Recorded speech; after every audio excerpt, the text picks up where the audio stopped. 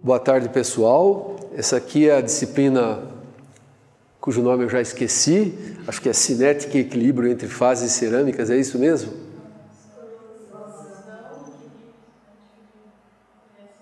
Formulação, equilíbrio e cinética entre fases cerâmicas. Eu não sei quem inventou esse nome, acho que fui eu mesmo, mas faz tanto tempo que eu já me esqueci, né? É uma disciplina bem interessante, é uma disciplina prática, é uma disciplina para o pessoal do terceiro, quarto ano do curso de Engenharia de Materiais da Universidade Federal de São Carlos, onde nós tratamos de uma técnica poderosíssima chamada reformulação de massas cerâmicas. Não é formulação, existe formulação também. Nós até tocaremos um pouco na formulação, que é começar do zero e inventar uma nova massa cerâmica, por exemplo, de uma porcelana elétrica. O forte dessa disciplina é a reformulação. Você descobre na literatura alguma composição de porcelana elétrica que alguém testou com sucesso lá na Rússia. E nós temos um software chamado Reformix 3.0. Daqui a pouco um dos nossos geeks aqui, o Vitor, ele vai introduzir os conceitos desse software, Reformix 3.0, patenteado pela Agência de Inovação da UFSCar. Neste ano ou no ano passado, Vitor? Foi neste ano. E essa turma aqui vai ter o privilégio de testar e retestar esse software. Bom, o que o software faz? Nós pegamos, então, uma massa cerâmica de qualquer lugar do mundo e, com base nas matérias-primas que nós temos aqui disponíveis, sem saber as matérias-primas que foram utilizadas naquele determinado lugar do mundo, reformulamos essa massa com o software. O que é reformular? Reformular é emular a análise química, a análise mineralógica, a distribuição de tamanho de partículas e a capacidade de troca de cátions, que são as chamadas características indicadoras, reformuladoras de uma massa cerâmica. Então precisamos de 4 propriedades: a análise química, os minerais que contêm a massa, a distribuição de tamanho de partículas da massa e a capacidade de troca de cátions. Sem saber quais matérias-primas foram usadas para fazer aquela massa que nós achamos num livro. E aí a gente pega o software com as matérias-primas reais que nós temos no laboratório aqui do Departamento de Engenharia de Materiais e reformulamos a massa. E aí, para ver se a massa realmente é boa, se ela reproduz todas as propriedades daquela porcelana elétrica que nós queremos reformular, a porosidade, a resistência mecânica, as propriedades elétricas, se for o caso, a cor, né? A absorção de água. Então nós vamos para o laboratório durante os 4 ou 5 meses de aula, fazer essa massa e medir as suas propriedades e comparar com o que se espera de uma boa porcelana elétrica, entendeu? Esse vai ser um projeto que vocês vão defender na última aula. Cada grupo de 2 vai defender a sua massa. Vocês vão ter que provar para mim e para os colegas que a sua massa é parecida com aquela massa que nós pegamos de alguma referência. Então, essa é uma parte importantíssima da disciplina e todo dia metade da aula, quer dizer, é uma aula teórica e uma aula prática onde vocês vão estar tocando esse projeto ao longo da disciplina toda. Então, não é uma mera prática de ir lá e quebrar alguma coisa, não, é desenvolver um produto, né? É a primeira vez que vocês fazem isso no curso de Engenharia de Materiais. Até hoje, as práticas foram pontuais, agora é uma prática sequencial ao longo da disciplina, que já vai servir de treino para o TCC, o trabalho de conclusão de curso que vocês têm que fazer.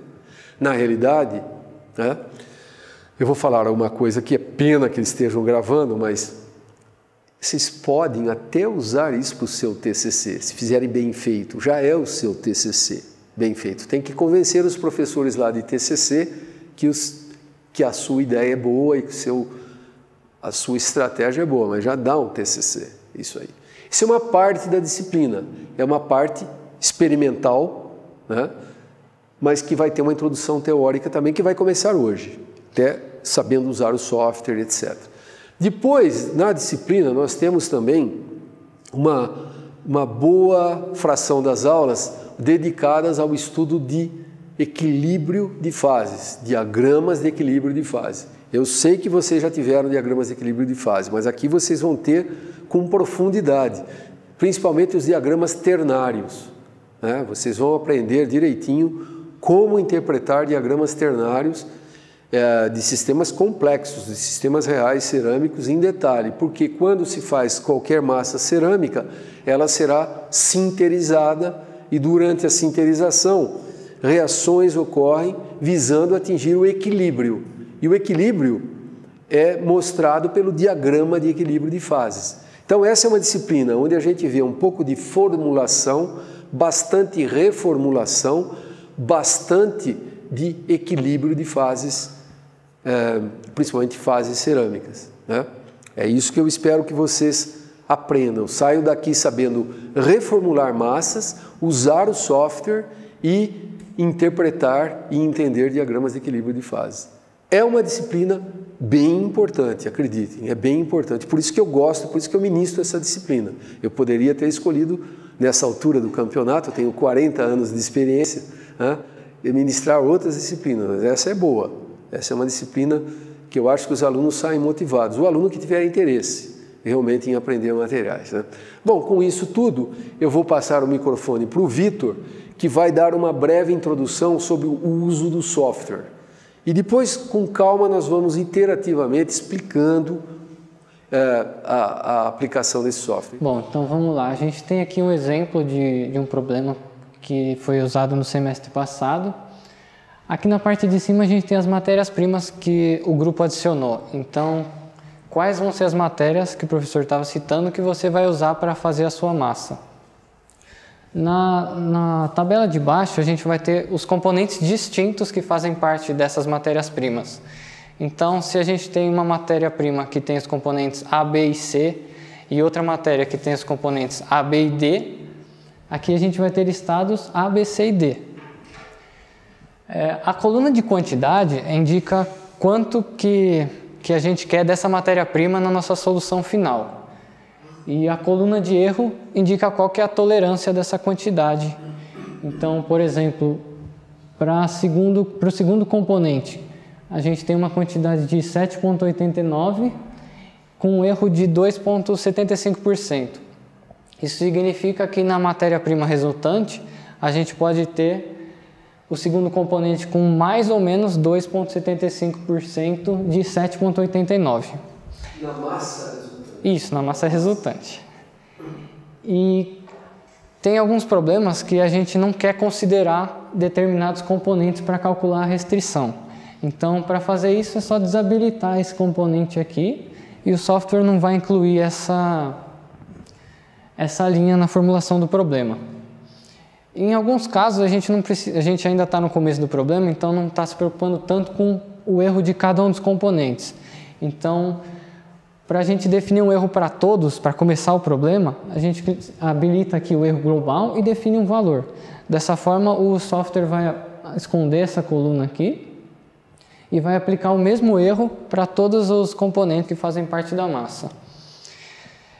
Como a nossa massa vai ter esse erro para os componentes, não necessariamente a soma desses componentes vai dar 100%. Então a gente precisa incluir mais uma linha na nossa equação que envolve o erro da soma. Ou seja, às vezes a gente soma todas as porcentagens das matérias-primas que a gente vai misturar e dá 98%, 102%.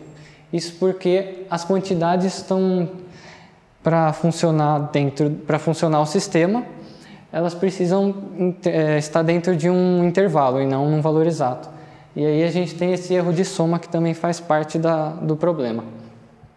A solução pode ser de minimização ou de maximização, basta selecionar o que você quer fazer. E você vai ter uma função objetivo, que acho que o professor pode explicar um pouquinho melhor do que eu, mas ela é de cada um você escolhe entre cada um dos componentes que fazem parte da massa ou do preço que a gente tem aqui na coluna de cima. Só rapidamente, a função objetiva é o seguinte: esses sistemas com 15 equações, 20 incógnitas, etc., 20 equações e 15 incógnitas, podem não ter solução, pode ter uma única, ou pode ter um monte de soluções. Quando a gente chega na solução, geralmente tem muitas soluções. Então, essa função objetivo é utilizada para escolhermos a melhor solução. Por exemplo, ferro e titânio dão a cor dos conjuntos cerâmicos, são os elementos de transição. Digamos que você queira fazer uma porcelana absolutamente branca. Põe o problema de minimizar a quantidade de ferro e titânio. Então, de todas as soluções possíveis do problema, ele vai pegar aquela que tenha a menor quantidade de ferro e titânio. Ou, às vezes, a cor não é muito importante. Para uma faiança, que é uma material que vai ter um vidrado por cima, a cor, se é um pouco cinza, um pouco amarelada, marrom, não tem importância. O que a gente faz? Põe como função objetivo minimizar o custo. Por isso que tem aí o custo da massa. Pega a solução mais barata possível. Então, essa que é a característica dessa função objetivo. É escolher uma solução que atenda aos objetivos do seu projeto. Pode ser minimizar o custo, ou pode ser minimizar a cor ou alguma outra propriedade. Certo? Bom, vamos ver se o grupo que fez essa solução aqui fez uma solução que está funcionando. Então a gente clica em processar. Aí.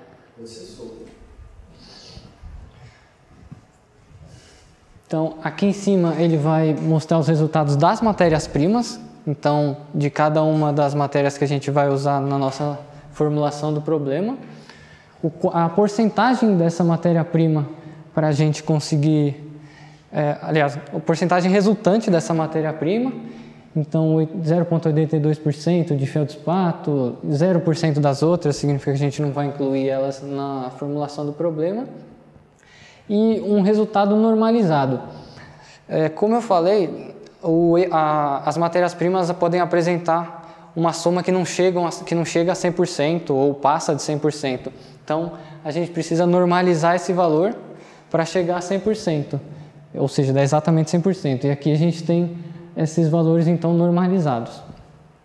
Já na coluna de baixo, na tabela de baixo, a gente tem os componentes. Então, qual que é o componente, quanto que a gente tinha estabelecido que a gente queria no resultado, quanto deu, o valor novamente normalizado, qual que foi o erro normalizado e o erro que a gente tinha estabelecido.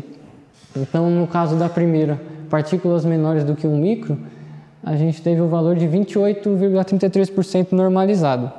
E o erro foi menos 5,58% do erro que a gente tinha estabelecido. O software também pode exportar esse valor, esse resultado aqui para PDF. Mais um detalhe, se vocês virem aqui em cima, ele mostra o resultado também da função objetivo. Então vamos salvar aqui em PDF. Essa aí estava, desculpe, era minimizar ferro e titânio, né? Isso. Então essa foi a massa que conseguiu menos que 1% de ferro e titânio. Todas as soluções, essa foi a que teve menos. Vocês podem perguntar, mas eu não estou contente com essa cor ainda. Eu acho que 1% de ferro e titânio ainda é muito. Qual é a solução? Como vocês poderiam resolver esse problema se a melhor massa ainda tem 1% de ferro e titânio? Você sabe que isso ainda vai dar uma certa cor e você queria apenas 0,5% de ferro e titânio. Pergunto a vocês, qual poderia ser a solução?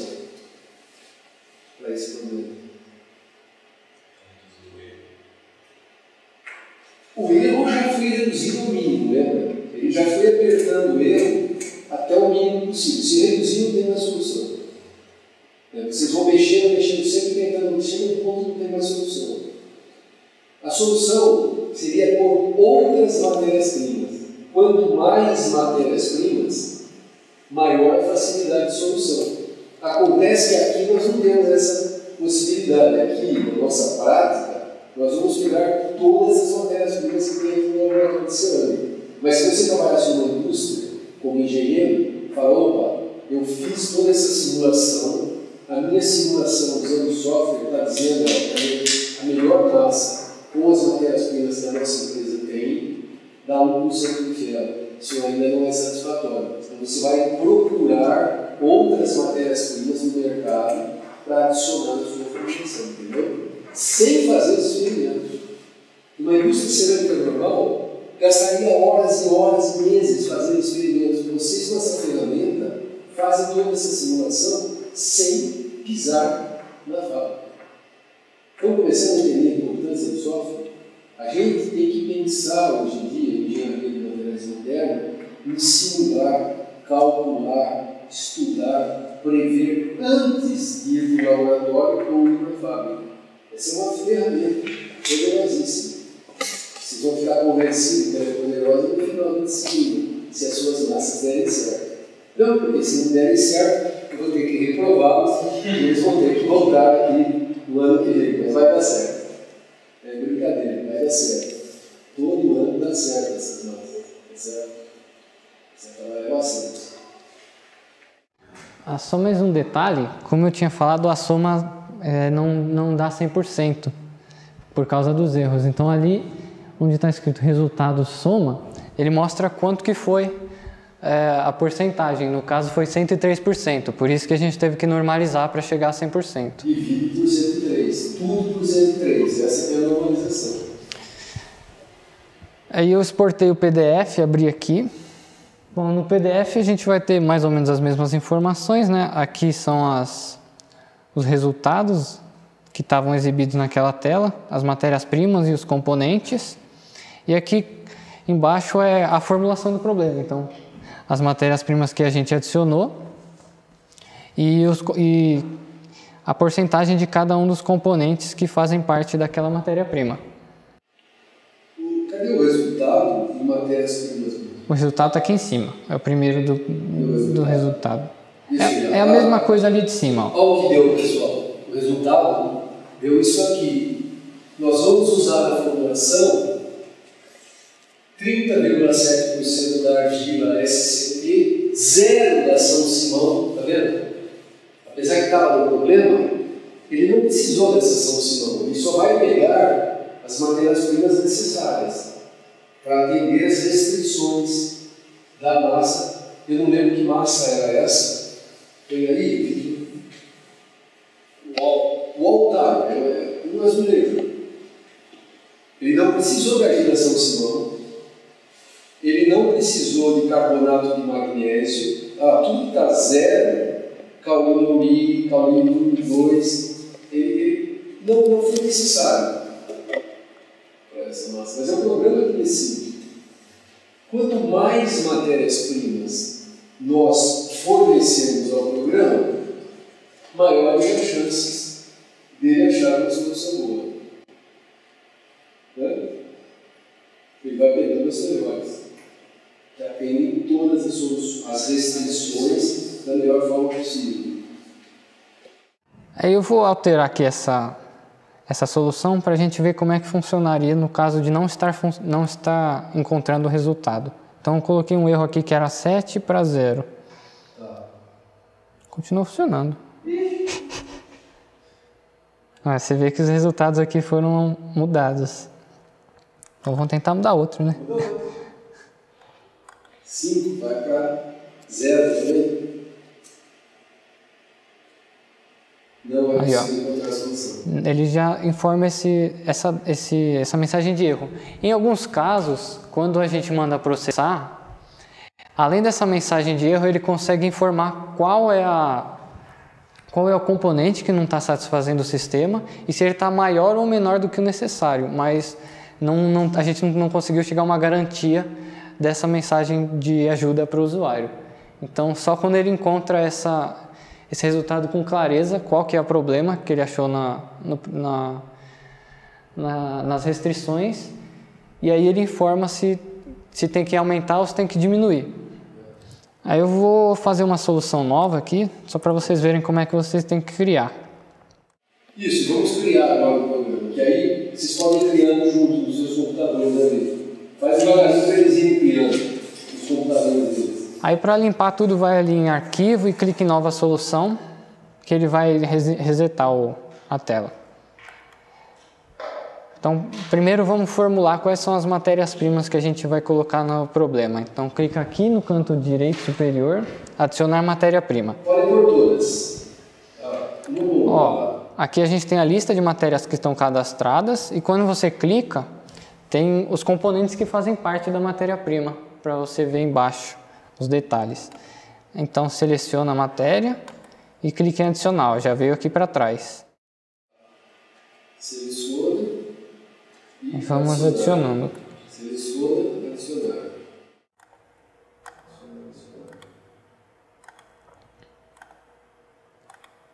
Quer que eu adiciono todas? Pode pôr todas. Você já fica com eles. Todo mundo vai colocar todas.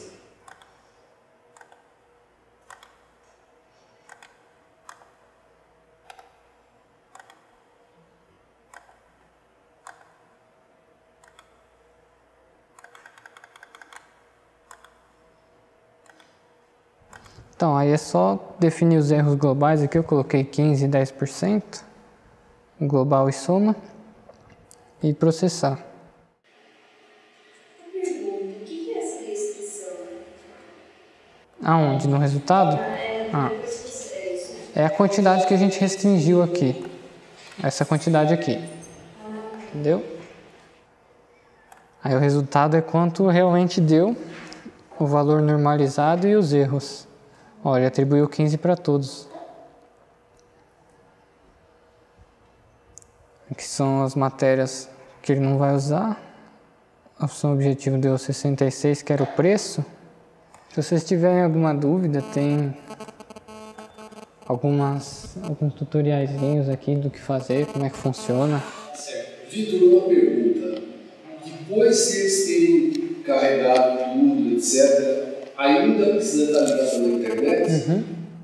Porque essas soluções ficam salvas no banco da Federal. Ficam salvas no banco. Ele não salva ali no computador dele. Cada vez que quiser acessar, mas ele não pode gravar um PDF para ele? Pode, né? Não pode ir um PDF para fazer o relatório, etc. Para salvar a solução é só ir ali no arquivo e clicar em salvar e dar um nome. Mas qual é o nome? Qual é o seu nome e dessa massa que é exercício, né? E depois é só clicar em abrir para restaurar ela.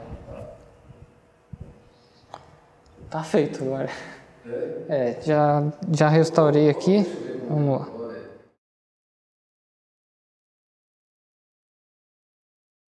O erro e os erros. Vamos agora minimizando os erros até agora que vem a parte mais chata, que é fechando esses erros e ainda tendo solução. Então, o erro global está bem enorme, o erro da soma é enorme, agora vamos fechar de uma vez só para ver o que acontece. Põe para 10 e 5, global em 10 e da soma em 5. Aí, já não tem solução. Então, tem que trabalhar um a um agora, Vitor, que é o que eles vão ter que fazer na prática. Restrição por restrição. O erro está muito grande. Por que está muito grande? Deixa eu explicar para vocês.